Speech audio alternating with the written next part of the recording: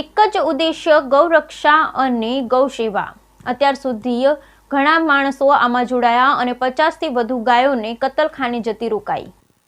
એક જ ઉદ્દેશ્ય ગૌ માતાની સેવા રક્ષાના એક જ ઉદ્દેશ્ય સાથે કાર્યરત ગૌરક્ષક સેના સંઘ, જેમાં 1000 થી વધુ સભ્ય જોડાયા અને અત્યાર સુધીમાં 50 થી વધુ ગાયોને કતલખાને જતા ઉગારી। ગૌરક્ષક સેના સંઘની અંદાજે 6 થી 7 મહિના પહેલા જ કરવામાં આવી હતી શરૂઆત। આ સંસ્થાનો ઉદ્દેશ્ય ગૌ માતાની રક્ષા અને સેવા કરવાનો છે। આ ગ્રુપમાં અમદાવાદ તેની આસપાસ ગામના 1000 થી વધુ સભ્યો જોડાઈ ગૌ માતાની સેવા અને રક્ષાનું કાર્ય કરી રહ્યા છે। ગ્રુપ દ્વારા બીમાર ગાય, રસ્તે રઝળતી ગાય તથા દૂધ ન આપનારી, ત્યજી દીધેલી ગાયો અને અકસ્માતમાં ઈજાગ્રસ્ત થયેલી ગાયોની નિઃશુલ્ક સારવાર કરવામાં આવે છે। સૌથી ખાસ વાત એ પણ છે કે આ ગ્રુપ દ્વારા કતલખાને જતી ગાયોને પણ બચાવવામાં આવી રહી છે। ગૌરક્ષક સેના સંઘ સભ્યો દ્વારા લોકોને અપીલ કરવામાં આવી છે કે ગૌ હત્યા રોકો અને તમને કોઈ ગાય કતલખાને લઈ જતા દેખાય અથવા જાણ થાય તો અમારો સંપર્ક કરવો। અત્યાર સુધીમાં 50 થી વધુ ગાયોને કતલખાને જતા ઉગારી લેવામાં આવી છે। આ ગ્રુપ દ્વારા કોઈની પાસેથી દાન પુણ્ય લેવામાં આવતું નથી। આ ગ્રુપ જોબ કરનાર અને બિઝનેસમેન થકી ચલાવવામાં આવી રહ્યું છે। હાલમાં મહેમદાવાદ પાસે ગૌશાળા છે અને 2 જાન્યુઆરી સુધીમાં શરૂ થવા જઈ રહી છે। આ સિવાય 40 થી 42 ગાયો ને વાછરડા ગૌશાળામાં છે।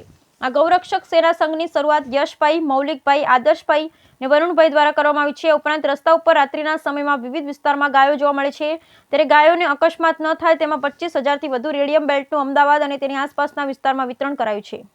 જય શ્રી રામ। હું પોતે યશ જોશી, અમદાવાદ જિલ્લાનો રહેવાસી। ગૌરક્ષા સેવા સંઘ એ મારું પોતાનું એનો હું અધ્યક્ષ છું અને એની સંસ્થાનું સ્થાપન મેં કર્યું છે અને આ અમારી ટીમ છે 4 જેને મેં હોદ્દા સ્થાપેલા છે।